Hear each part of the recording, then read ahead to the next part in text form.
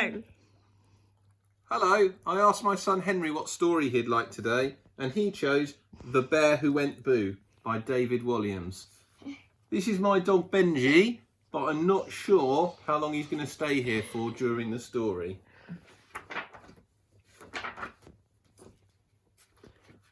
At the top of the world lived a very cheeky polar bear. He was only little, but he loved giving the other animals a big fright. Slowly and silently, he would creep up behind them before going boo! The poor creatures would shriek as the little cub would roll around hooting with laughter. The little cub's mama would ask him time and time again, how would you like it if someone went boo to you? But he wouldn't listen. All the little cub longed for was to be big and fearsome, like his papa. One morning, a helicopter was spotted in the sky. News spread across the ice that a man was coming to the Arctic to make a television show. The animals were going to be famous. They began making themselves look beautiful for the cameras. A wrinkly walrus wanted to top up his tan. He decided to sunbathe in the nude. The little cub crept up behind the walrus. Boo! He shouted. Ah! Screamed the walrus. He was so shocked he kicked up his back flippers. His tusks became skis as he zoomed across the snow. Whiz!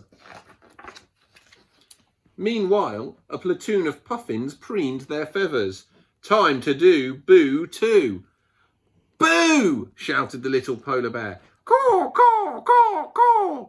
Startled, the puffins all tried to take flight at once. Wings walloped, beaks bashed, and the poor birds crashed head first into an iceberg. Wallop! There was no stopping the little cub now.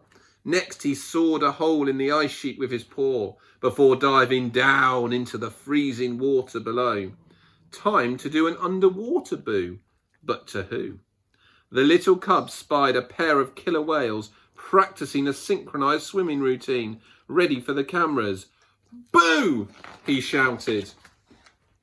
The killer whales smashed through the ice sheet, up, up, up into the air. The first belly flopped onto the ice, then the more blubbery of the two landed on top of his poor friend.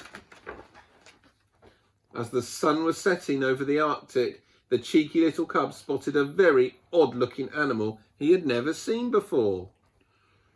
This snowy owl, said the man. The bear couldn't resist one final boo. The poor man leapt backwards and fell with a giant plop into the sea. No, he shouted. The water was so cold that when he clambered out, he was encased in a block of ice. The man was furious. His face glowed bright red like a tomato, and the ice soon began to melt. In all my years, I have never met such a badly behaved animal, he said.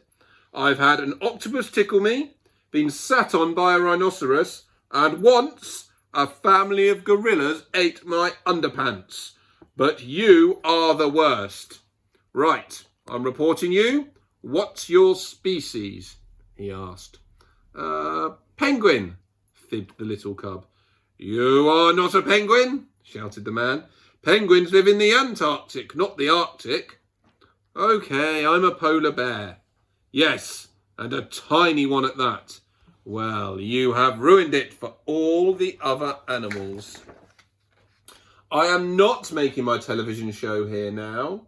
I'll go to the Antarctic and make one about penguins. People like penguins. Penguins are nice. What? Said all the other animals. As the little cub watched the helicopter leave, all the animals gathered.